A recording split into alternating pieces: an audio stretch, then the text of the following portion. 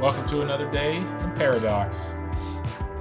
Today, I want to kind of delve into something that is probably more palpable in culture, at least in modern North American culture, and because it has to do with what it means to be a victim, particularly, and I think that can obviously be a real problem, and it creates all kinds of possible social outcries and frustrations if we start to talk about that too loosely.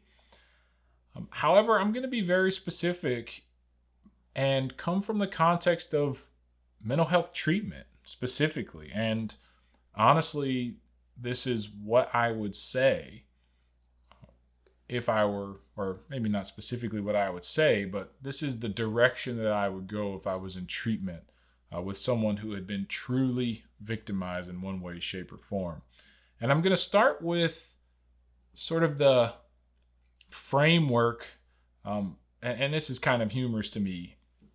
I've mentioned a literary background in the past, and Kurt Vonnegut was one of my favorite authors and has been since I really first got into reading literature midway through my college, my undergrad degree. And, Vonnegut made a statement, and I'm not going to directly quote it right now, but to the point of, I hope God doesn't give me a hard time when I die because I didn't ask to be born in the first place. And he was sort of taking a pot shot at the idea of the afterlife as something that we maybe earn our way into in some context. And I'm going to shelve that. I don't want to get into that discussion, but I want to point to something that is very specifically and objectively true. And that is, there's not a single human being on the planet that requested to be here.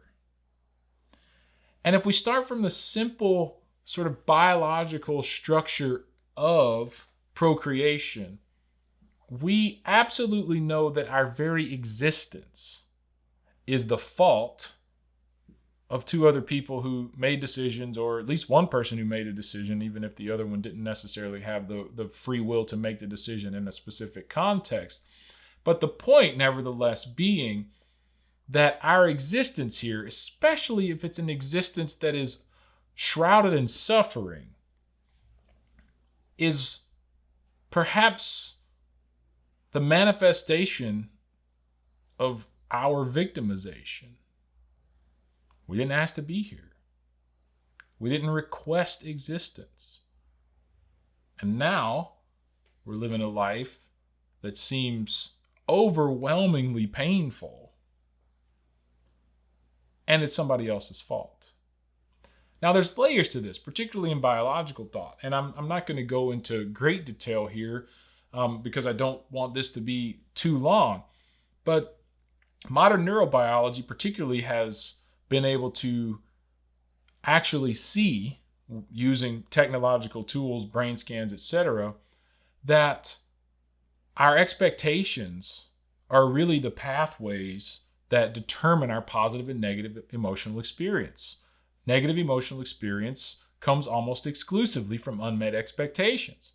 And we know from biological science, particularly evolutionary biology, that mammal species are born with an sort of ingrained programming that expects that, one, their parents wanted them and expected them to come, and will take care of them to the extent that they need to be cared for to become healthy and functional adults within the species. And this is true across mammalian species, and we can watch it. And even things that are as sort of racy as gender roles exist across mammalian species, not just in humans. And hopefully biology doesn't get too railed on for that. But that's not the argument here. The argument here is that offspring don't get to choose who their parents are. They don't get to choose the context in which they're born into. They don't have any of those options. Therefore, their life is not their fault. Their existence is not their fault. Often their environment is almost exclusively not their fault. The things that they have suffered, I mean, to the extent that we have quote unquote free will, children have it least of all, right? Infants, toddlers, children, adolescents begin to take some level of responsibility. But that's the idea here.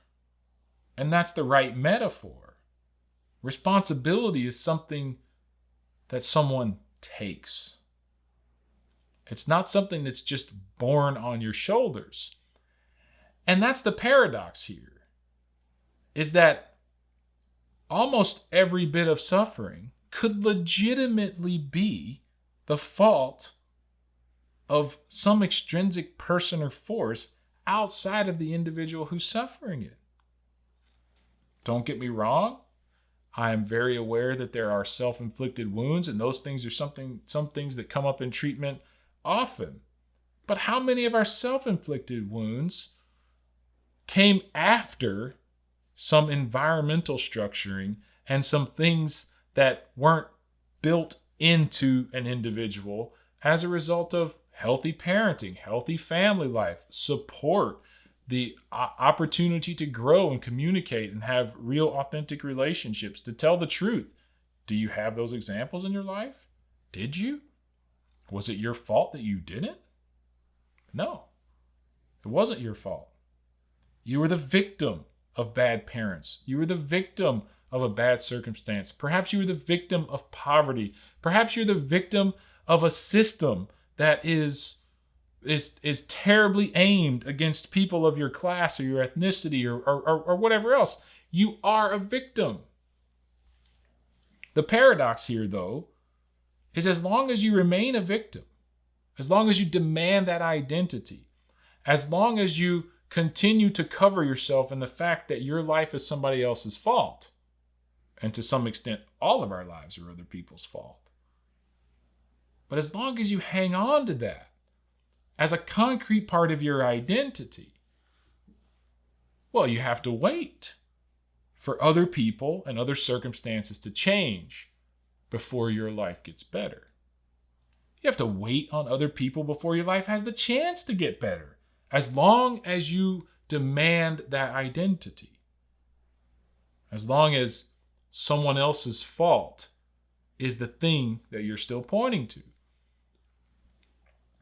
This is not tenable in treating mental health, because the treatment of mental health is oftentimes a therapist and an individual. And one of the first barriers that we have to get across is defining that line between what things I control and what things I don't control. And an individual that's seeking help and that really wants help is going to be, at least soon in my practice, challenged with the paradox of fault and responsibility.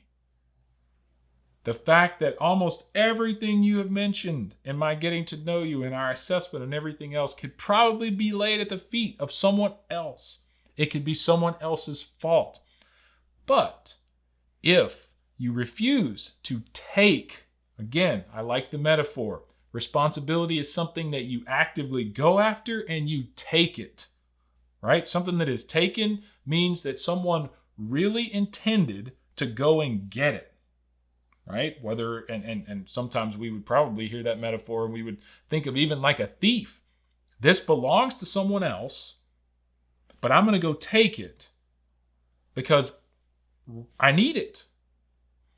And this is the paradoxical relationship between fault and responsibility. As an individual, I'm better. Again, metaphorically true. It's not literally true that my life is my fault, but if I take responsibility for it, it becomes manifestly metaphorically true, because now I don't have to wait on somebody else for my life to get better. Now, I might need some trauma-specific treatment. I might need to see an EMDR therapist. I might need to reprocess some memories. I need some healing. I need some forgiveness. I am going to need to do work, but all of that work exists within the realm of taking responsibility. I'm not going to wait. I'm not going to sit here, even though everything bad in my life, or most things bad in my life even, is someone else's fault. But my life stays bad until I confront that paradox. My life stays bad until I take responsibility and I begin to do the work, put the energy and effort in to make my life the life that I want it to be, and not that other people determined it to be for me. The role here then is to acknowledge the fact that these are my experiences are other people's fault. Often. My emotional makeup, my economic makeup, some of these things I never even had. I mean, obviously I didn't have the right to choose to exist, but I didn't have the option of teaching me how to not be some of the ways that the environmental system in which I grew up in trained me to be. I have justification for identifying as a victim. But as long as I justify myself in that, I am always dependent. I am always at the mercy of other people changing before my life can get better. But if I take responsibility, if it's something that I'm willing to take, then my life can be my fault.